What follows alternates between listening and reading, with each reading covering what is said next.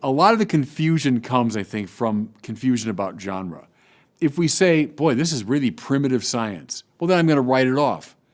Or I say, boy, this is really faulty history with no, support from, well, yeah, then I'm going to write it off. But then you're just misconstruing its nature.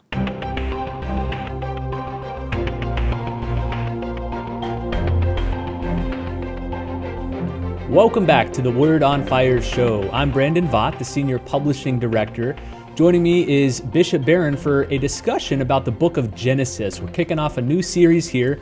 We're going to ask how we understand the creation story in Genesis and what's its literary genre and what are the big significant religious truths that each line is intending to communicate. But before we get there, Bishop, it's good to see you. Welcome back to the show. Hey, Brandon, thank you. Always a pleasure to see you and talk to you. Every time we get together, we have some new publication to share, whether it's a book or some print periodical. And today, it's the newest issue of the Evangelization and Culture Journal. I'm holding it up here on camera. This one is dedicated to the topic of poetry. So we've got articles on Virgil and Dante and Gerard Manley Hopkins. We got feature pieces on Faulkner and Bob Dylan, one of your favorites. And I think there's a lengthy interview in there with you about Dante and his Divine Comedy. Tell us about this issue on poetry and why people should be interested in it. I love it. Yeah, I just was going through it the other day. And as always, it's beautiful to look at, beautifully laid out. Todd Warner, the editor, does a marvelous job. And as you say, a lot of good content. I'm particularly pleased. They have a lengthy excerpt from this book of mine that we just reissued called The Now I See. I wrote it years ago. But I have a section there from William Faulkner's The Bear, which is one of my favorite stories in the 20th century because it's really about God, and it's beautifully illustrated in the journal, and that excerpt is in there. As you say, right, the interview with me about Dante and my kind of relationship with Dante over the years, and then lots of other good stuff and beautifully laid out. And you got to join the Institute to get it. That's right. You have to go to the website wordonfire.institute to sign up. When you do, you will receive a welcome package in the mail that will include this issue of the Evangelization and Culture Journal, also a book, also some extra materials. Of course, when you sign up, you get access to all the videos inside of the Institute, all of Bishop Barron's films and study programs. So if you've been sitting on the fence for a while, now's a good time to sign up and get this special issue on poetry. All right, well, as I mentioned at the beginning, today we're going to kick off a new 5-part series of discussions on the book of Genesis. I thought this deserved a much longer discussion, a much longer conversation than just a quick one-off episode. So I thought we'd walk through Genesis, and in particular, the roughly first half of Genesis. We'll do a new episode every 3 to 4 weeks. In this first one today, we're going to discuss creation, and then that's going to be followed by episodes on Adam, Eve, and the fall, and then an episode on Abraham, an episode on Jacob, and then finally Joseph. So a really power-packed series here on the book of Genesis. Now, Genesis, of course, is the first book of the Bible, maybe the most foundational book, but is also, as we all know, the source of so much confusion, especially among non-Christians. And that's one of the focuses of our podcast, is discussing Christianity with non-Christians. Bishop, would you say that Genesis is the most misunderstood book of the Bible? And if so, why do you think that is? Yeah, probably. And I'd say the reason is a confusion about genre. So I go right back here to the great Vatican II document, Dei Verbum. Very short. You can read it in one sitting. I would urge all Catholics especially to read that. It gives you the Catholic approach to the Bible, let's say. Well, one of the most seminal observations that is made in Dei Verbum is that we must be attentive to the genre of the literature when we're trying to interpret a given book. So, as I've often said, the Bible isn't a book. It's a library of books. It's a collection. Ta biblia in Greek means the books. It's plural. So the Bible, better we call it maybe the scriptures, as we say, might be more accurate. It's the collection of writings. Genres include something like history, epistolary literature, think of Paul, it's letters. Think of apocalyptic literature, book of Daniel, the book of Revelation, for example. Prophetic literature. Gospel. Gospel is its own kind of literary genre. Poetry. Think of the Psalms. Wisdom literature, think of Proverbs, the Book of Wisdom, etc. My point is you've got a whole slew of different genre. When interpreting a text, the very first question perhaps to ask is, what kind of text is this? So if I pick up Melville's Moby Dick and I think, okay, this is an instruction manual in how to hunt whales. Well, you might find some of that in there, but no, it's a novel, and that is going to change your whole way of approaching it. I pick up, for example, I'm currently reading Ron Chernow's big biography of George Washington. Well, it's a biography in the full kind of modern sense of the term, meaning it's an attempt to tell this life story as precisely and completely as possible. It's got thousands of footnotes, from letters and diary entries and previous histories and so on. It's a biography of a modern type. Okay, what kind of genre is the book of Genesis? Well, one complicating factor is, even within the book of Genesis, you've got shifts in genre, right? But we're going to look at the very beginning, maybe the most controversial part of the book. What is that? Well, if you pick up the opening chapters of Genesis, I doubt you'd be tempted to say, oh, that's a biography like Ron Chernow's biography of George Washington. It just doesn't read like that. It doesn't have that literary form or style. By the same token, you read those opening chapters, you're not going to say, oh, this is like Isaac Newton's physics. Oh, this reads like Stephen Hawking's cosmology. Well, no, it's written long before the rise of those modern physical sciences. So it's not that kind of text either. What is it? Well, people have made different suggestions. I rather like Karl Barth's suggestion that it's in the genre of saga. You might say theologically informed saga. Legend if you want, myth if you want, though that word is so easy to misunderstand. I've used the language of theological poetry. Think of great poems that convey very profound truths about human life, about God, about meaning and purpose and all that. Well, it's theological poetry. It's poetry that is bearing to us very profound truths about God, about God's relationship to the world, about the purpose of the world, about salvation history, all of it.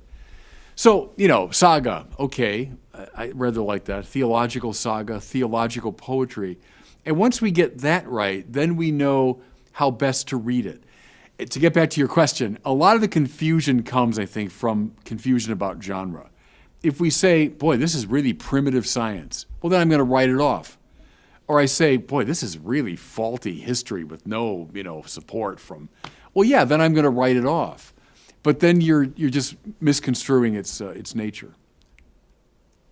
I think the importance of identifying the genre helps us to solve the situation most Christians find themselves in when discussing Genesis with others. And they receive a question like, do you believe in the Bible? Or do you believe in Genesis? Do you think Genesis is true?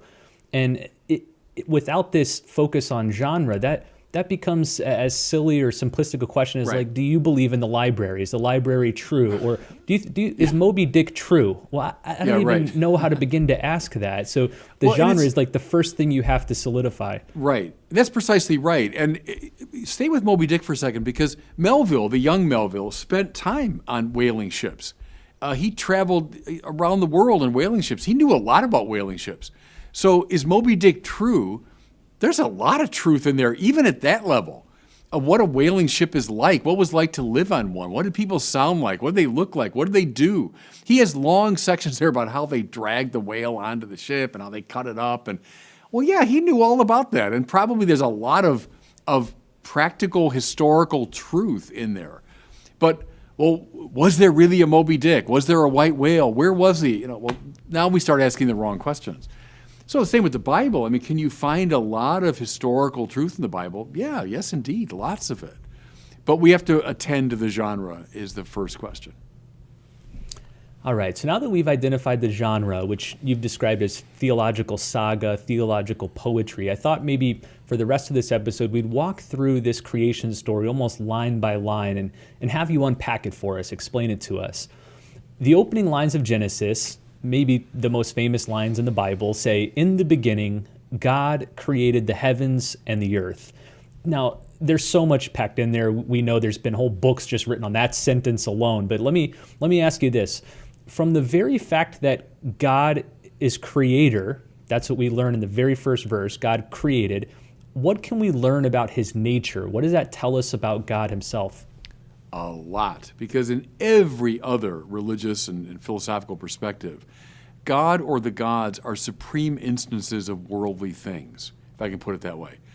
Think of here Greek and Roman mythology, where the gods clearly exist within nature, right? Whether we say they're on the top of Mount Olympus or we see them operating and acting, coming down in a kind of a physical way, they're great. They're exalted instances of creaturely natures, but they're still worldly, natural things, right?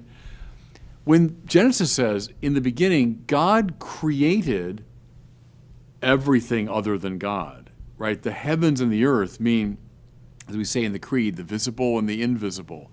Whatever is contingent, categorical, finite, whatever exists in the world was made by God. That means God is not a worldly object. God is not an item in the universe. Now, welcome to every atheist I know, from Feuerbach through Christopher Hitchens. They all make the same mistake of conceiving God as some item or object in the world. And I'm looking now for evidence of that reality.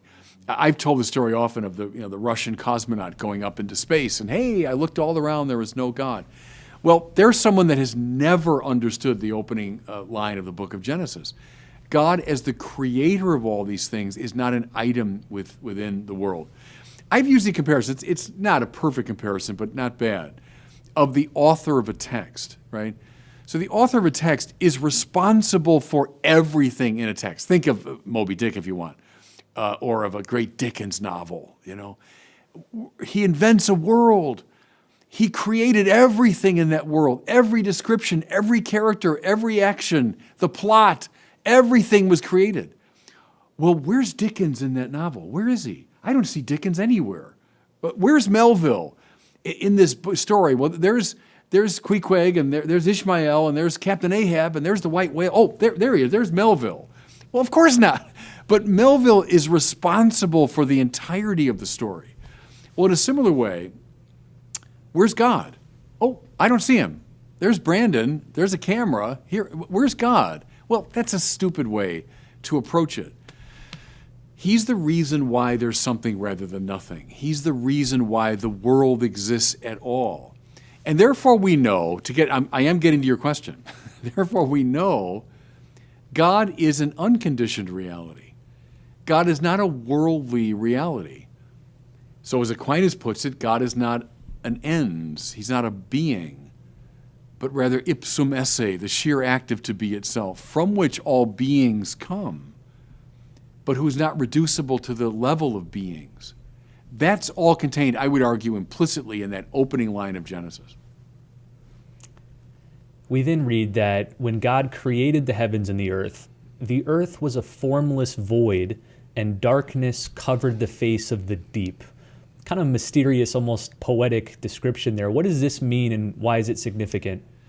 Yeah, and it's the famous Hebrew term behind that, the tohu wabohu, is this formless waste or the watery chaos.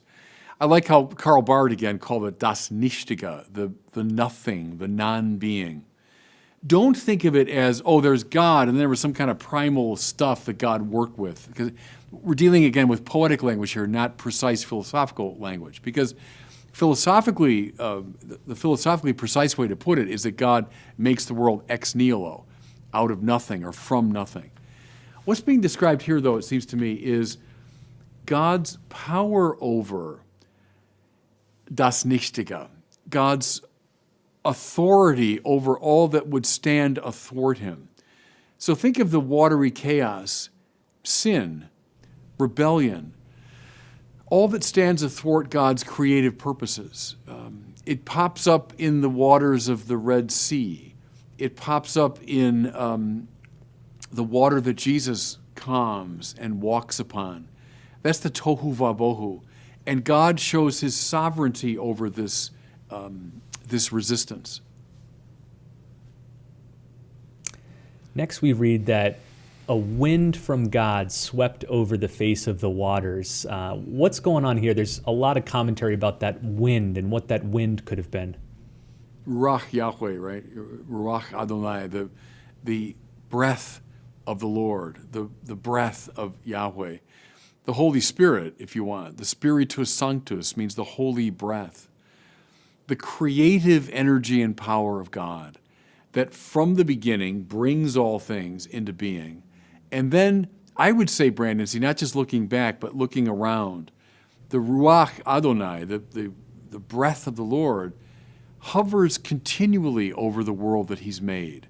Because God is breathing life into the world, sustaining the world, drawing the world to himself.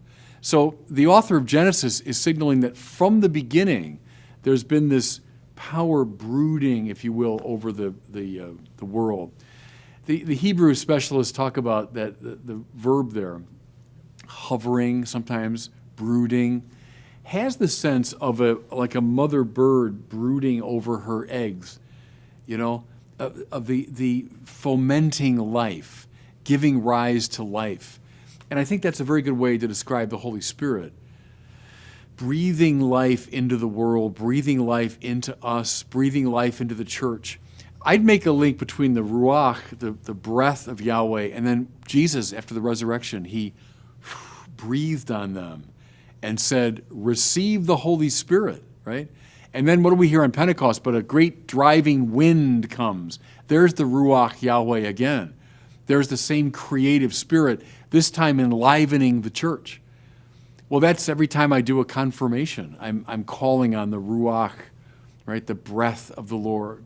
So it's a wonderfully pregnant sort of idea that has implications all up and down the Bible. Next up, we read, again, some of the most famous words in the Bible. It says, God says, let there be light, and there was light. We mentioned at the beginning that it's significant that God created, that is somewhat unique among religions, but what does it tell us that God created through an act of speech? It tells us a whole world, doesn't it? Unlike unlike ancient myths, God does not make the world through an act of violence. So very typically in the ancient myths, God or the gods have to face down opposition. They fight. They impose themselves. And very often the world is construed as made up of the severed parts of the conquered bodies of the God's enemies, right? Well, the point is there's none of that in the creation account in Genesis. God does not resist anything. He's not intervening. He's not opposing anything. Rather, through a nonviolent and generous act of speech, God gives rise to the world. There's a universe, Brandon, in that of the morality that comes up out of the Bible. I mean, why is, in Jesus, for example, nonviolence and love of enemies so fundamental? Because that's the divine way of giving rise to order. Almost every myth from the ancient world up to the present day says some version of order comes through violence. Now, look, we won't get into the whole just war debate. In a finite fallen world, sometimes I think violence has to be used. But is the biblical ideal that God's manner of bringing order is not through violence but nonviolence? Yes, it seems to me. And Jesus says exactly that in the Sermon on the Mount. And then light. If the breath of Yahweh is a consistent symbol, look at light. In darkness, there's something lovely about darkness, there can be, but in the Bible, darkness is usually a symbol of sin, of being lost. The studio I'm in right now, I've got bright lights on me, but like all around me, it's dark. And if I started walking in that direction, I'd probably stumble on a camera or something. Darkness means I don't know where I'm going. I'm lost. Light. What does Jesus say? I am the light of the world. I'm the light of the world, but by my light you know where to go. You can follow me. I'm the way. See? Well, all that I think is implied in God's opening move of let there be light. From him comes the light of the spiritual life, of the moral order. And then take one more step. We even use the image when we get a a new idea, or we understand something, we put a light bulb over our head, right? The light went on. Hey, I was in the dark and the light went on. God speaks the world into being, which means he imbues the world with intelligibility. How wonderful, how strange and mystical it is that every dimension of the universe is imbued with intelligibility. We can understand it. It corresponds to a mind. I've argued, we've talked about this before, the contemporary sciences depend upon this intuition, which is a mystical one. It can't be proven a priori, or I should say it can't be proven a posteriori. It's more accepted a priori that the world is characterized by intelligibility. Well, that's beautifully conveyed in God's intelligent speech. And let there be light, let there be luminosity and intelligibility. All that's there, I think. Over the next several paragraphs in the first chapter of Genesis, we read about God creating all sorts of things. You've got the waters, the fish, the birds, the cattle, the creeping things.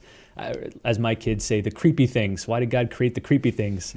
But they all come out of the Creator in a sort of stately procession.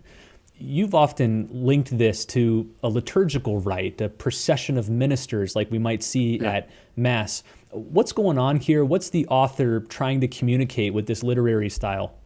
I think it's an ingenious move, the way a great writer will take a particular symbol or image and then he imbues it with multivalent meanings, right?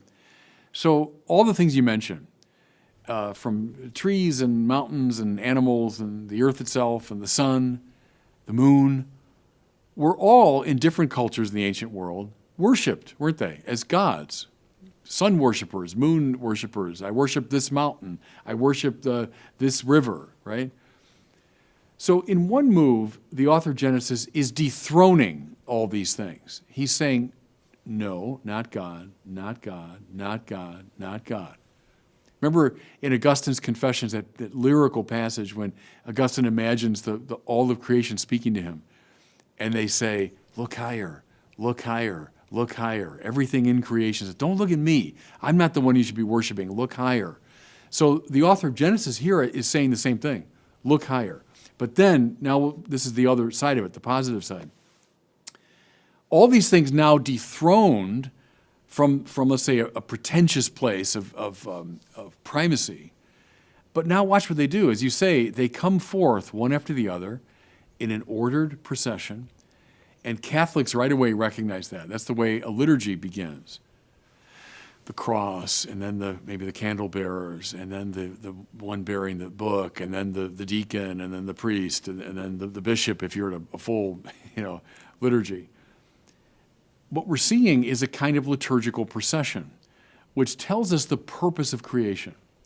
The purpose of all these things now is to enter into a great chorus of praise to the one who created them. Now, who comes last in a liturgical procession? The one who leads the praise, the priest or the bishop. Who comes last in the great procession of the book of Genesis? Human beings, right? Well, there's the whole story, and I'd argue, Brandon, that's the hermeneutical, the interpretive key to much of the Bible. What's our purpose? Not to be gods. I mean, watch now, every sinner in the Bible falls into that trap. I turn myself into God. No, you're not God. You're a creature. Moreover, not to be the one who dominates creation. No, that's also a mistake. Rather the one who is to lead all of creation in a great chorus of praise. We are the priests. Now fast forward to the formation of the people of Israel. You are a holy priesthood. You are a royal nation, a people set apart. They're meant to remind all of humanity of what our task is, to lead all of creation from planets and stars to the creepy crawly things in a great chorus of praise. Wonderful. It's a wonderful move there. Now watch it throughout the entire Bible. Whenever something goes wrong, and I would challenge anyone to find an exception here. Whenever something goes wrong with the human race, with the people of Israel, with Jesus' followers, whatever it is, it's because of bad praise, right? As Augustine just put it, they mistook the creature for the creator. That's always the fundamental problem. We've lost our mission, our vocation, to be the priests that lead creation in a chorus of praise. I think that's the whole Bible in a way. And we're going to ring the changes on that theme now up and down the whole Bible. After all of this creative work is finished, we read that God rests on the seventh day. And at first glance, it can seem a little odd that why would God need to rest? Was he fatigued? Was he tired after all this work? So why did God rest? Right. The omnipotent, unchanging God doesn't get tired. So, right, it's a symbol here. We speak of when someone's died, we say, may he rest in peace, right? We don't mean may he sit in a hammock for all eternity. Requiescat in pace, rest. Aquinas says that the will has two basic moves, right? It seeks the absent good, so that's a very active. There's a good that I want, I don't have it, I'm going to go after it, right? But the second move of the will, Aquinas says, is to rest in the good possessed. That means to savor it, to taste it. I use a comparison as a baseball fan to, watching a baseball game. It's not so much seeking an absent good. I'm in the presence of this good. This game is unfolding before me, and it's not really accomplishing much. It's going to end, and it'll be over, and I'll move on. But while I'm there, I'm resting in it. Or I'm playing a game of chess, or I'm riding my bike, or I'm playing golf. I'm resting in it. I'm savoring it. I'm not thinking about anything else, not trying to get anywhere else. Well, that's what God does now. Importantly, on the seventh day, after the 6 days of making the world, God savors the world, which is why, we'll see eventually, Israel is invited into a similar Sabbath rest, the day of savoring. Doesn't mean lying in a hammock, though that could be part of it, but it's to savor the goods that you have. Like, Brandon, with you and your now with 7 kids, they're just probably I'm guessing the best moments in your life are when maybe in between lots of seeking absent goods, right, which we all have to do. You have these moments where you just say, it's good to be here. This is good. This is wonderful. I'm savoring these kids. I'm savoring the presence of my wife, Well, that's a Sabbath moment. The Sabbath day is meant to be that in a very focused way so that we don't forget it. So that's the beautiful thing, is that God himself sets the tone for the Sabbath day by savoring the world he's made. And I always think, well, God does that all the time, right? That's what God does all the time with his creation. He savors it and seeks to foster it and seeks to bring it where he wants it to go. And we're meant to imitate God as we savor the goods of the world.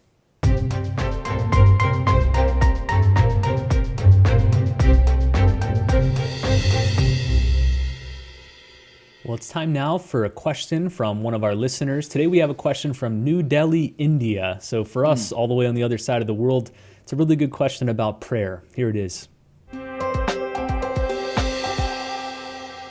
Hi, my name is Helena. I am from New Delhi, India. So my question is, how do I start mental prayer? What is the best way to begin with mental prayer? Since I am a person who always is distracted and finds it really difficult to focus on one thing at a time. So can you tell me what is the best way to start mental prayer? Yeah, thank you. It's a good question. I would recommend the Rosary. I think the Rosary is a great contemplative prayer. I've used that term from Thomas Merton, that it calms the monkey mind. And you're describing that as like, I'm distracted, I'm going here and there, I'm doing this and doing that, I'm worrying about tomorrow, and I'm worried about what happened yesterday, and that's the monkey mind. The Rosary, by its repetition, has a mantra-like quality. It calms the spirit, it calms the mind, it focuses the mind. But then, as you know, part of that prayer is to bring before your mind's eye, bring before your imagination, these great scenes of the Annunciation and the Visitation and the Resurrection and the crowning of Mary, etc. Good, that's mental prayer. And the very rhythm and repetition of the rosary predisposes the mind to enter into that contemplative place. So I can't think of a better way to begin as what you call mental prayer than the classic prayer of the rosary. Well, thanks for your great question. If other listeners have questions for Bishop Barron, they can send them in at the website askbishopbarron.com. Every episode we pick a question to answer here on the air. Well, we hope you liked this first discussion about the book of Genesis. We just covered a few verses from chapter 1 in this long discussion, but we've got several more episodes planned. In the next one, we'll turn to chapter 2, and we'll look at Adam, Eve, and the fall. So look for that sometime soon. And then finally, remember, pick up your copy of this gorgeous new volume of the Evangelization and Culture Journal. It's a volume on poetry, lots and lots of beautiful pictures, reflections on famous poets and poems, including some contemporary poets, some really good modern poetry in here as well. So pick it up. You can get yours by joining the Word on Fire Institute at the website wordonfire.institute. Well, thanks so much for listening. We'll see you next time on the Word on Fire show.